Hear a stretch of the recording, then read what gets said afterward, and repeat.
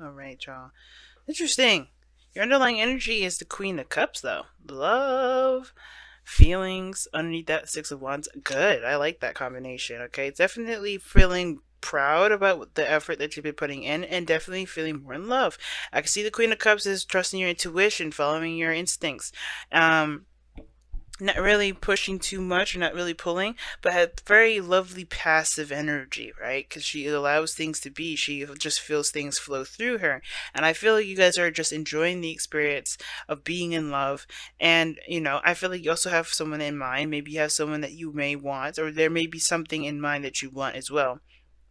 The Queen of Cups can indicate that this process is about discovering what your cup is, what your personal desire is for you. And you may not know that yet. And this is why you're probably figuring it out now, right? The whole process is trying to figure out what you want, either in a relationship, as in a life, like as in like lifestyle, what you kind of lifestyle you're trying to go after, or it has a lot to do with, what your personal dreams are. Now, the heart of your reading also is straight up Knight of Cups. This could be someone that you know, someone that you have history with, or this could be you focusing on your dreams, focusing on what you want, focusing on what you want to feel, right? Knight of Cups is also super romantic, and I feel like the challenge is probably the dreamy aspect of it, allowing yourself to dream, allowing yourself to be romantic. Because the Queen of Cups she's very romantic. The whole focus is about tapping into that beautiful, dreamy, imaginative energy that the Queen of Cups can imagine. That's why she's able to persuade herself to feel a certain way. That's why she's able to influence other people. It's because she can get them to think and believe and to dream. And the Knight of Cups is a dreamer. He's the dreamer card, but it's crossed by the Seven Pentacles. What is realistic? All right. So I think you guys are having a hard time kind of figuring out what's realistic and what's not realistic about your friendships, about your relationships, about your dreams, your passions, your desires, your goals. And I think you're trying to have a realistic approach in regards to what you can have and what you can't have. Practically, kind of in a way, it's putting limitations on what you can and cannot have. But there's a sense of dreaminess that's, you know, shunned in a way because of we saw the moon come up, and the moon can indicate facing of fears, facing of things that are kind of scary, right? And I think those, even though the moon is your card, you guys are all about the dream world, all about the imagination, the unrealistic, right? It's a beautiful energy, but sometimes it can get carried away. Sometimes we can lose ourselves in that intense emotion, intense feeling, intense period energy, and we can kind of start losing sight of what's real. And I think the thing is that for some of you guys, Pisces, you're doing the exact opposite of that. You're losing touch of your imaginative, your creative, that abstract energy that you guys are naturally that you guys have naturally. And it's not, well, sorry, I shouldn't say lose it. It's more of you're kind of putting it back. You're kind of like, this isn't useful here, this isn't useful here, this is useful, but it's actually exactly what you need to manifest what you want. Because the Seven of Pentacles is almost like it's you have Seven of Pentacles and Seven of Cups.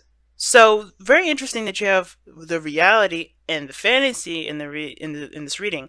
And this is the Seven of Pentacles is always like, yeah, what do I need to do to get to whatever I need to get to, right? What do I need to do to get to where I want to be? And the Seven of Pentacles looks at the workload of what needs to be done.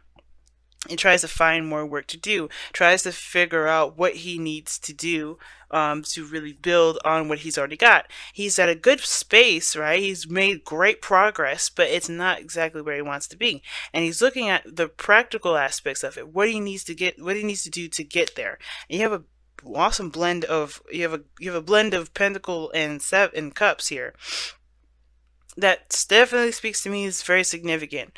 But the thing is that the dreams is the situation. Like the challenge is the dream is to have the hopes and the passion, the desire for something. Just focusing on what you want rather than focusing on what you need to do. Focusing on the reality of something. Really, just looking at how much work needs to be done. Just focusing on your heart. Focus on what you want to feel and let that guide you. Because I feel like this is really a relationship reading. Because when it comes to love, all you have to do is focus on how you feel for that person, what you want to feel for that person, and constantly give them love, unconditional love, right? You have a cup here that's definitely specific. It has a lid on it. it, and it's specific for one person, specific to whatever you want to give this cup to. He, she, both people, whatever, right? Whatever you guys, however you guys roll. But the situation is that it's very specific what that cup is. It's very specific what's in that cup, because no one else has what she's got in that cup, and only not one person, but only some. There's only one other person in the tarot that gives it to her, which could be many different things.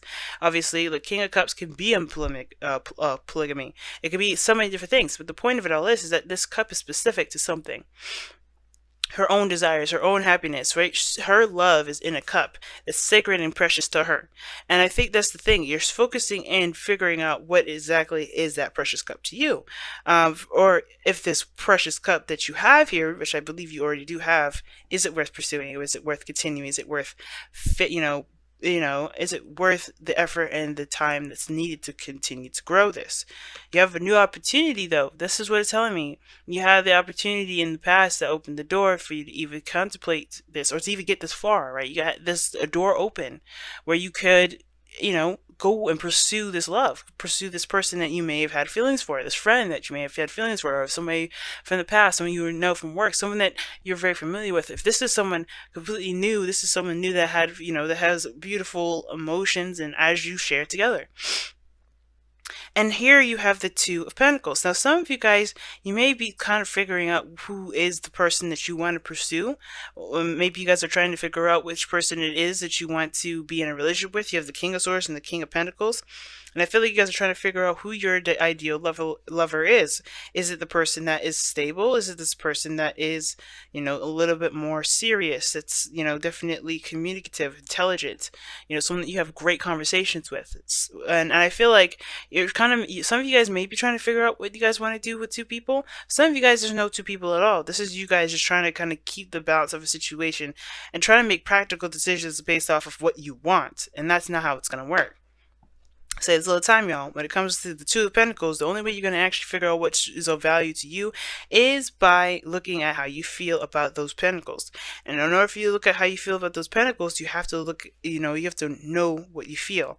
Seven of Cups is this kind of card that's all about fantasy and opportunities and options and decisions that need to be made. And this goes hand in hand with the present. The external energy goes hand in hand with, with the present.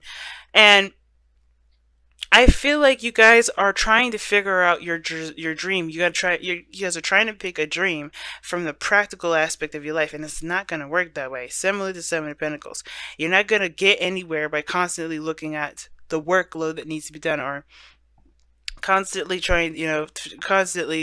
dwelling on the fact that you're not where you want to be. And I don't think that's the case. And I just say that just in case that may be what some of you guys may be doing, but I'm not getting you guys dwelling on anything. I think you guys are trying to make practical decisions about how to move forward when you're not sure of what you want in the first place. Seven of Cups is indicating this. The Two of Pentacles can indicate that you're juggling things and trying to keep the balance of something and trying to make it, trying to make some sort of situation, stable and balanced, when it's not, if you're not looking at how you feel. I think some of you guys, it could be this as well. Like, there's another message here. It could indicate here that there is some things that need to be done that your emotions may stand in the way of, and it's important that you control how you feel as well, and honor those emotions. Definitely treat yourself and respond to those feelings, promptly, but also recognize that recognize that responsibilities are a role in this whole thing, right?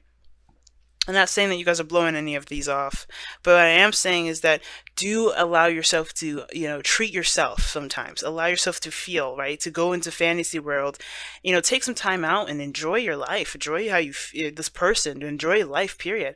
Because if we can bog ourselves down with work that we don't really we forget what we are doing the work for. And I kind of get that kind of message with both, this kind of energy. Like, some of you guys may be working too much or just balance everything out, and you're not giving yourself time, right? You got to give yourself, at least a little bit of time to enjoy life, to remember why you're working so hard, why you're diligently focusing on building something, right? Focusing on your heart's desire and working so diligently on it. Now, the King of Swords is the future card, and I actually don't have a problem with this here, because this tells me that you also make a decision. You know your truth at this point. And I feel like you guys know too. I think you're keeping the balance right now to kind of figure it out, weighing the options at this moment. But you're also you're assessing how you feel. You know that you have to go within. You know that you have to figure out what you know. The way to figure out what's yours is by feeling, is by knowing what you want to feel, by concentrating on your emotions, and that is what's going to get you to your truth, to become the King of Swords. If this is you guys, and the King of Swords could also be someone else. Could be an Aries. Oh, sorry, Gemini, Libra, Aquarius. I don't know why I always do that. With the air signs, I always throw Aries in there, and I think it's just because he sounds like air, but whatever. The King of Swords, Aquarius, Gemini, Libra, coming up here. Could be that this person here, you choose that individual. That's an air sign. If you're not seeing an air sign, it could be that you're leaning more towards someone that is intellectual, that's very smart, very good at communicating, has great conversations with, ideal, very good at coming up with ideas, very stern about his beliefs or her beliefs. Okay. Remember, guys, kings don't have to be a she; they could be a he. All right. So this is a really, this could be anybody, but the point of it all is that I feel like you know your truth at this point. You master your truth. You master what your goals are. You have clarity in what you believe in and what your happiness looks like and what you're going for. Because here, your goal and ambition is the Ten of Pentacles. You want to commit to that. I feel like you guys want to have a wonderful ending. You want to have a relationship that's strong, that's sturdy, that stands the test of time. You want something that actually, that feels like you are, supported, as well as you can see and have physical, like almost have physical evidence that it's true, that it's there. You want a realistic ending that makes you feel absolutely happy. And not an ending per se, but more so like you want an outcome to be beautiful and to be happy and to have all the people that around you that support you and are in your network that really have your back and truly have your best interests at heart. So your outcome here is the King of Pentacles. And the King of Pentacles is somebody that's loyal, that's committed, that's determined to get to this Ten of Pentacles here with you. This person's also can be very focused on their on work or the material, but only because they understand the value of what those things can get their significant others, their families, etc. This is a family person. This is someone that's very focused on family, that's focused on growth. I feel like this person could be very possessive as well, but I feel like this could very well be you guys, right? You guys could bring that happiness into fruition. And it will take time, it will take work and diligence, but you commit yourself to the work needed to be done to get you to where you want to be, to get you to your dream, to get you to that happy place with this person. And I feel like you guys are already in love with this person very much. It's just that it just is going to need time and work and patience with both you and the other individual to get to that place. You have a new opportunity here. It's all about doing something differently. And I feel like the difference is taking the leap and to take your time with the growth that's coming with this relationship. Awesome. Awesome reading, Pisces. Let's go ahead and see what you guys got for your romance angels.